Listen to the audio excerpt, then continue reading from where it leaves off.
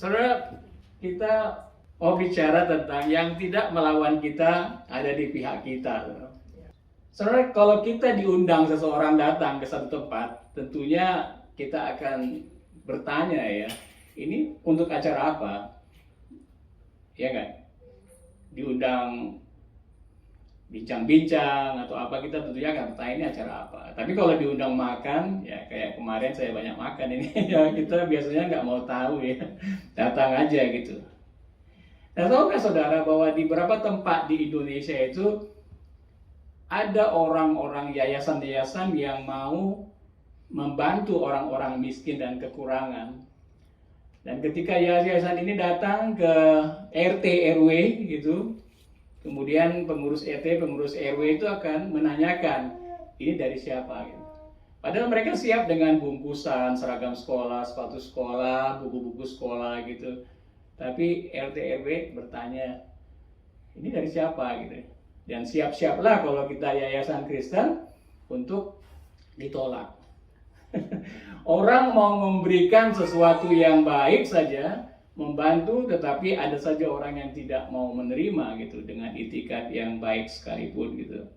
Saudara, pandangan dunia ini sering sekali akan membuat kita khawatir atau itu malah meningkatkan iman percaya kita. Nah, saudara, tentang perbedaan-perbedaan pandangan dunia ini di Alkitab pun sudah ada beberapa pandangan orang Kristen yang berbeda.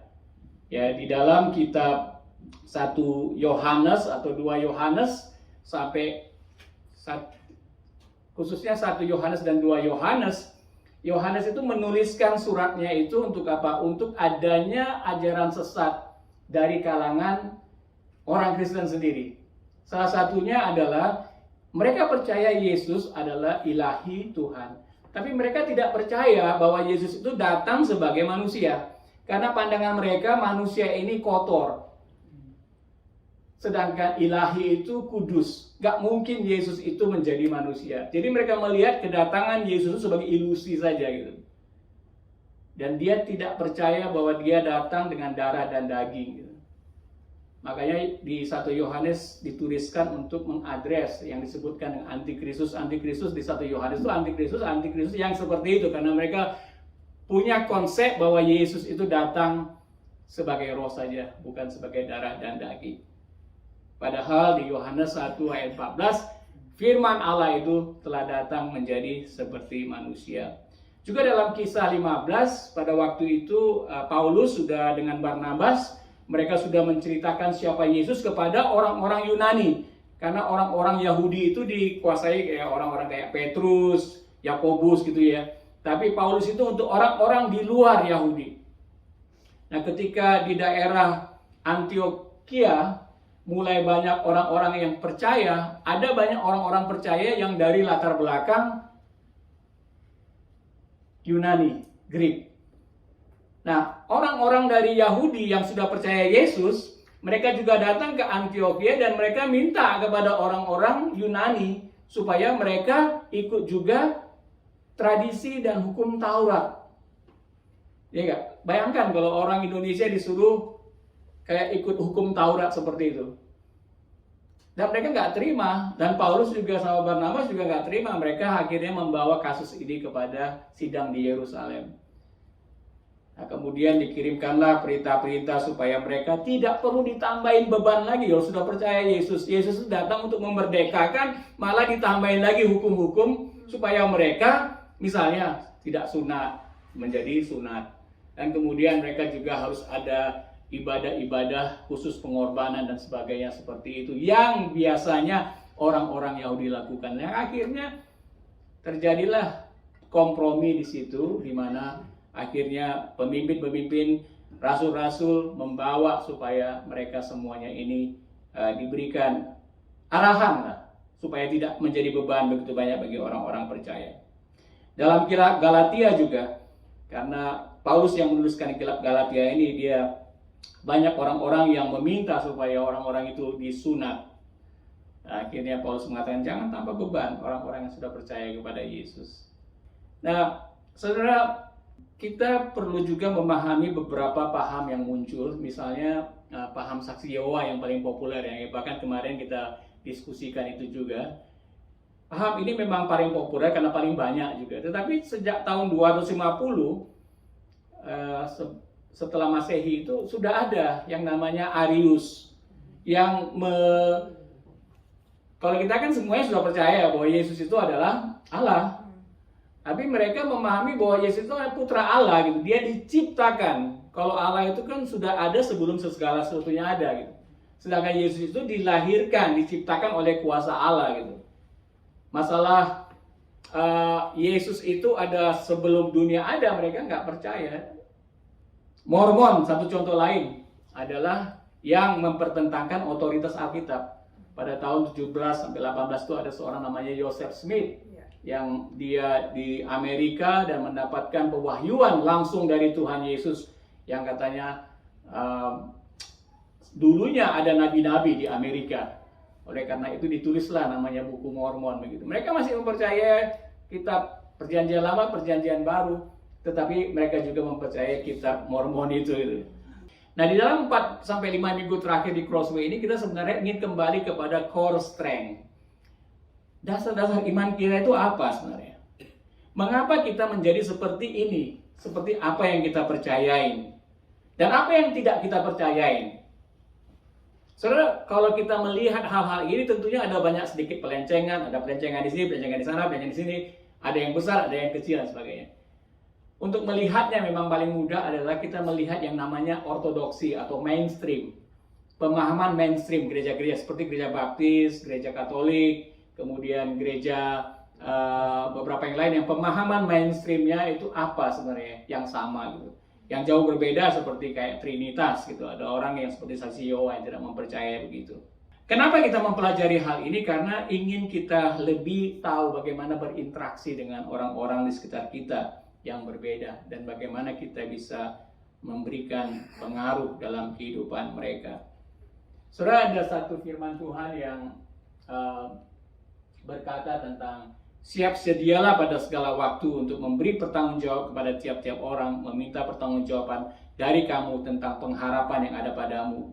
Dan siap sedialah pada segala waktu untuk memberi pertanggungjawaban kepada tiap-tiap orang yang meminta pertanggungjawab dari kamu tentang pengharapan yang ada padamu. Tetapi haruslah dengan lemah lembut dan hormat dan dengan hati yang nurani yang murni. Mari kita baca firman Tuhan tentang bagaimana kita bersikap dari Markus. Mari kita baca sama-sama, saudara. Maka Yesus mengambil seorang anak kecil dan menempatkannya di tengah-tengah mereka. Kemudian ia memeluk anak itu dan berkata kepada mereka, barang siapa menyambut seorang anak seperti ini dalam namaku, ia menyebut aku. Dan barang siapa menyambut aku, bukan aku yang disambutnya, tetapi dia yang mengutus aku. Kata Yohanes kepada Yesus, Guru, kami lihat seorang yang bukan pengikut kita mengusir setan demi namamu. Lalu kami cegah orang itu karena ia bukan pengikut kita. Tetapi kata Yesus, jangan kamu cegah dia, sebab tidak seorang pun yang telah mengadakan mukjizat demi namaku dapat seketika itu juga mengumpat aku. Barang siapa tidak melawan aku, ia ada di pihak kita. Aku berkata kepadamu, sesungguhnya barang siapa memberi kamu minum secangkir air oleh karena kamu adalah pengikut Kristus, ia tidak akan kehilangan upahnya. Barang siapa menyesatkan salah satu dari anak-anak kecil yang percaya ini, lebih baik baginya jika sebuah batu kilangan diikatkan pada lehernya, lalu ia dibuang ke dalam laut. Ada banyak kekayaan dari ayat-ayat ini, saudara, yang dapat kita tangkap pada pagi hari ini. Khususnya dalam menghadapi orang-orang yang berbeda pandangan dunia dengan kita, tapi sekaligus juga untuk kita memberikan pengaruh dalam kehidupan mereka. Pertanyaan muncul tentang dasar-dasar iman kita, saudara. Apakah saya harus mengetahui semua yang saya sebutkan tadi? Misalnya saksi Yehova, Mormon, apakah saya menjadi ahli perbandingan agama gitu? Sama sekali tidak, maksudnya, saudara. Tapi ini membuat kita waspada bahwa ada pencuri di tengah-tengah kita yang bisa mencuri juga pemahaman-pemahaman dasar iman kita. apa yang saya ketahui dan bagaimana tanggung jawab kita untuk berbagi kata firman. Iman percaya kita tidak bisa diterapkan sendiri karena nature dari iman kita itu adalah bergesekan dengan dunia. Mungkin kalau kita berpikir kalau orang suci itu dia harus naik ke gunung, tinggal di sana bertahun-tahun begitu, dan dia orang yang mengasihi Tuhan gitu. Bertentangan dengan naluri atau alamiah daripada iman percaya kita. Karena iman percaya kita itu menempatkan kita itu di dunia gitu. Keselamatan yang dari Tuhan Yesus ditawarkan bukan hanya untuk kita, jadi kita punya responsibility untuk juga share, untuk menjadi terang kepada mereka. Terang dan hidup Yesus dalam kita itu sangat-sangat dibutuhkan di dalam dunia ini. Nah, bagaimana sikap atau reaksi kita kepada yang berlawanan, yang tidak sama dengan kita? Saudara, beberapa keraguan daripada kita kalau kita mau berteman dengan orang-orang dari misalnya Saksi Yehova, misalnya Mormon begitu. Kekhawatiran kita adalah mungkin kita dapat terpengaruh. Ya. Di 1 Korintus 5, 9, 10, Paulus menuliskan, dalam suratku telah kutuliskan kepadamu. Salah satu contoh ini, katakan supaya kamu jangan bergaul dengan orang-orang cabul. Tetapi selanjutnya dia tunjukkan, yang aku maksudkan bukanlah dengan semua orang cabul pada umumnya. Dia lebih fokus pada orang cabul yang ada dan mengaku sebagai pengikut Yesus. Yang aku maksudkan bukanlah dengan semua orang cabul pada umumnya dari dunia ini, atau dengan semua orang kikir dan penipu dan dengan semua penyembah berhala. Karena jika demikian, kamu harus meninggalkan dunia ini. Jadi kita akan menghadapi orang-orang yang berbeda pandangan dunianya dengan kita. Mau nggak mau kita nggak bisa lari dari orang-orang seperti itu. Dan kita nggak bisa menghindar kalau ada terang, kalau ada hidup Yesus di dalam diri kita, saudara. Keraguan-keraguan yang kedua adalah karena tidak jelas batas-batas kerjasamanya. Kalau misalnya kita mau berbisnis atau bekerja sama dengan seorang yang punya paham misalnya ateis begitu, dia akan berpikir bahwa ya nggak ada masalah moral gitu ya. Yang satu misalnya saya bisa nyuapin orang korupsi, tapi yang satu kita pegang etik yang kuat gitu loh. Nah, apakah kita bisa bekerja sama lebih mendalam? Karena di dalam firman Tuhan dikatakan tentang 2 Korintus 6, 14, 16, janganlah kamu menjadi pasangan-pasangan yang tidak seimbang. Gitu. Jadi untuk hal-hal di mana kita ini sangat dekat dan akhirnya nilai kita itu akan berbenturan dengan orang itu, janganlah kamu menjadi pasangan yang tidak seimbang gitu, dengan orang seperti itu. Jadi kita kadang-kadang nggak tahu batasnya. Ini saya kalau mau kontrak bisnis dengan orang seperti ini, apakah dia akan mempertahankan nilai saya atau dia akan melakukan nilainya. Keraguan-keraguan seperti itu mungkin terjadi, saudara. Tapi yang terakhir adalah keraguan karena the fear of unknown. Karena kita nggak tahu. Kita nggak tahu. Kalau kita dekat dengan orang itu, kita nggak tahu apa yang dia pahami. Pengaruhnya bagi kita. Saudara, the fear of unknown ini adalah karena kalau saya lihat sebagai identity crisis. Karena kita kurang tahu siapa diri kita sebenarnya. Ya kan? Siapa diri kita di dalam Kristus. Di dalam 1 Yohanes 4 ayat 4 dikatakan bahwa roh yang ada di dalam kita itu lebih besar daripada roh yang dari dunia ini gitu. Kalau kita nggak kenal identitas kita di dalam Kristus, di dalam Roh Kudus, kita akan the fear of unknown itu menguasai kita gitu. Kemudian juga di 1 Yohanes 4:18 dikatakan tentang kasih. Kasih itu mengalahkan ketakutan gitu. Roh Kudus diberikan kepada kita untuk memanifestasikan kasih di dalam hati kita. Kita tidak bisa mengasihi dengan kasih manusia. Oleh karena itu Roh Kudus diberikan kepada kita untuk mengasihi dengan kasih Allah gitu loh. Sehingga kita bisa mengalahkan the fear of unknown gitu. Setelah saya melihat memang ada banyak orang-orang yang memang kita perlu menjaga sikap kita supaya apa? Supaya terang kita itu, supaya kita bisa melakukan sema dengan baik kepada orang-orang itu. Kalau kita coba menghindar, kalau kita coba untuk mencari orang-orang yang memang tidak sesuai dengan iman kita, tapi kita kebanyakan tidak aware apa yang mereka percayain, akhirnya tidak terjadi komunikasi dengan mereka dengan baik. Saudara, di dalam konteks ayat ini, saya mengambil ini untuk kita coba mempelajari bagaimana dari sikap-sikap ini apa yang bisa kita pakai di dalam relasi dengan orang-orang yang seperti itu. Kadang sering sekali orang mengatakan bahwa ya kita harus kembali kepada kebenaran firman Tuhan. Amin nggak? Ya. Tapi firman Tuhan itu kan banyak ya, dari Kejadian sampai Wahyu tuh. Bagaimana kita kembali kepada firman Tuhan itu? Pegang saja saudara bahwa Yesus itu katakan, akulah jalan dan kebenaran dan hidup. Kebenaran itu kembali kepada apa firman Yesus, bagaimana jalan Yesus, dan apa yang Yesus mau lakukan dalam kehidupan kita ke depannya ya. Kebenaran di situ, karena orang bisa saja saudara, kalau kita diskusi kemarin juga, memang ada beberapa hal, ini kebenaran, kembali kepada kitab suci. Tapi kalau orangnya misalnya tidak menghargai orang lain, padahal dia katakan ini kebenaran, tapi dia tidak mau mendengar orang lain. Ngerti ya, kalau dalam kondisi di mana apologetik kan begitu, ini benar, tapi dia nggak menghargai pendapat orang lain, sehingga akhirnya kebenarannya sendiri yang mereka jalankan. Saudara, ketika Yesus mengatakan hal ini, kita ada ambil beberapa hal dan bagaimana kita bisa menyikapinya, saudara. Di sini dikatakan tentang maka Yesus mengambil seorang anak laki-laki, anak kecil, dan menempatkannya di tengah-tengah mereka. Kemudian ia memeluk anak itu dan berkata kepada mereka, barang siapa menyambut seorang anak seperti dalam namaku, ia menyambut aku.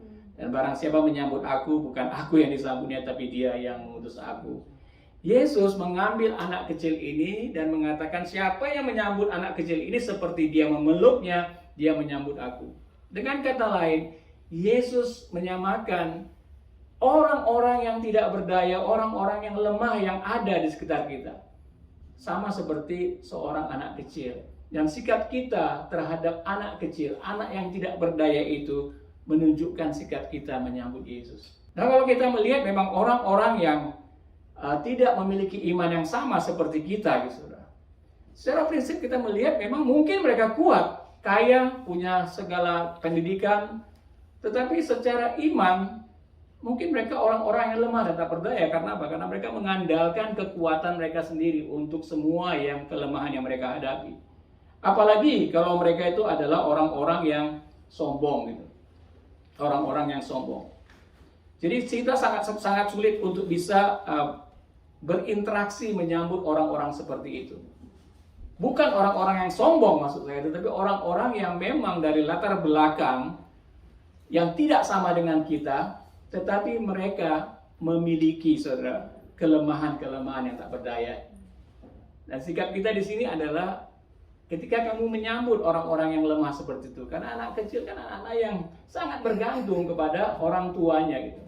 Melihat orang-orang lemah ya seperti anak-anak kecil itu dan kemudian menyambut mereka, latar belakang apapun pandangan mereka, kita menyambut mereka, kita menyambut Yesus juga, saudara.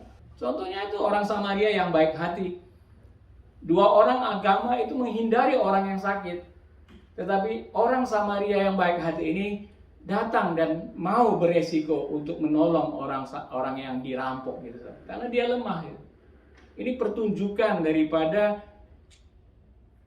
apa yang Tuhan Yesus maui. Orang-orang yang lemah dari latar belakang apapun, kita harus siap untuk menyambut mereka. Karena inilah yang Yesus katakan menyambut dia juga, saudara. Yang kedua, saudara, dikatakan di sini adalah kata Yohanes kepada Yesus, Guru, kami lihat seorang yang bukan pengikut kita mengusir setan demi namamu. Lalu kami cegah orang itu karena ia bukan pengikut kita. Kami cegah orang itu. Jadi ini semacam fokus kepada kelompoknya sendiri. Sangat inklusif gitu. Kalau orang mengusir setan bukan kelompok murid-murid Yesus, tolong supaya mereka dihentikan gitu. Saudara, ada banyak orang-orang yang melakukan kebaikan bukan atas nama Tuhan, tapi mereka melakukan kebaikan gitu.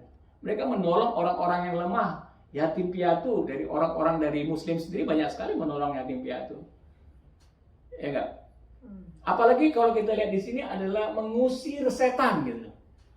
Mengusir setan. Jadi dalam arti ada orang-orang yang semangatnya itu ingin supaya orang itu jangan, kalau saudara tahu nggak kalau dikuasai setan itu udah pernah kerasa nggak?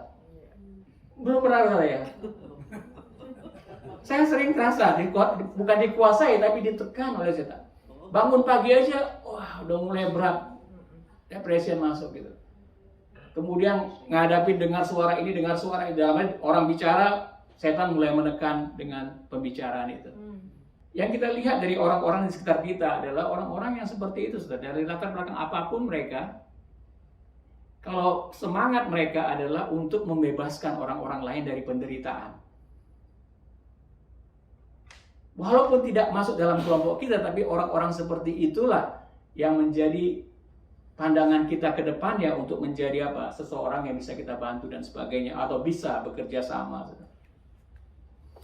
Yesus mengatakan di Lukas 4, 18, 19 ketika dia pertama sekali memproklamasikan siapa dirinya, dia katakan, "Roh Tuhan ada padaku, oleh sebab itu ia telah mengurapi aku untuk menyampaikan kabar baik kepada orang-orang miskin, dan ia telah mengutus aku untuk memberitakan pembebasan kepada orang-orang tawanan dan penglihatan bagi orang-orang buta, untuk membebaskan orang-orang yang tertindas, untuk memberitakan tahun rahmat Tuhan telah datang."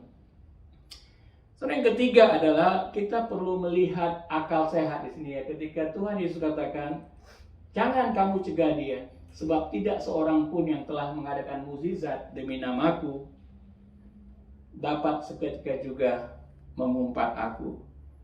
Jadi orang-orang rohani ini yang mau membebaskan beban dari orang-orang lain, saudara. Orang-orang ini tidak mudah untuk langsung mengumpat apa yang dia lakukan gitu. Biasanya mereka memang hatinya sudah ingin melepaskan dan membangun orang-orang lain juga. Jadi yang ketiga yang dikatakan oleh Tuhan Yesus ini adalah, kamu jangan cegah dia, sebab dia seorang pun yang telah mengadakan mukjizat demi namaku dapat segera mengumpat. Jadi kita melihat orang-orang rohani di sekitar kita. Dan banyak orang yang tidak pernah datang ke gereja, tapi mereka orang rohani. Mereka mempraktekkannya. It doesn't matter. Mereka mempraktekkannya dalam komunitas-komunitas yang kecil dan sebagainya. Yang keempat di sini, barang siapa tidak melawan kita, ia ada di pihak kita. Dalam pergaulan saya di dunia online, pada waktu banyak sekali kita berinteraksi dengan orang-orang Muslim biasanya gitu.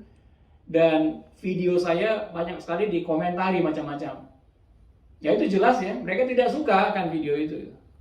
Ini orang yang melawan. Ya biasanya kita ada godaan dalam hati, lawan juga. Coba serang lagi gitu. Manusiawinya ya, tapi kalau kita dipimpin oleh Roh kan kita mulai belajar. Yesus katakan, itu tidak di pihak kita, dia melawan kita. Tapi ada orang-orang Muslim juga yang mencoba untuk merespon dengan pertanyaan atau dengan dukungan. Nah, orang-orang seperti itu orang-orang yang tidak melawan kita, dia ada di pihak kita gitu. Terus seperti saya katakan tadi, we love everyone, kita mencintai setiap manusia. That doesn't mean kita menyukai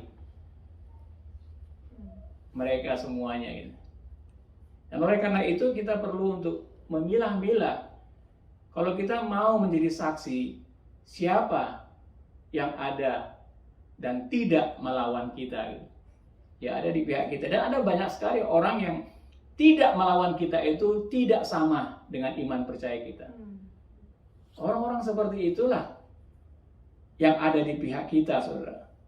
Saudara, yang selanjutnya kita lihat di ayat 41, "Aku berkata kepadamu, sesungguhnya barang siapa memberi kamu minum secangkir air, oleh karena kamu adalah pengikut Kristus, ia tidak akan kehilangan upahnya."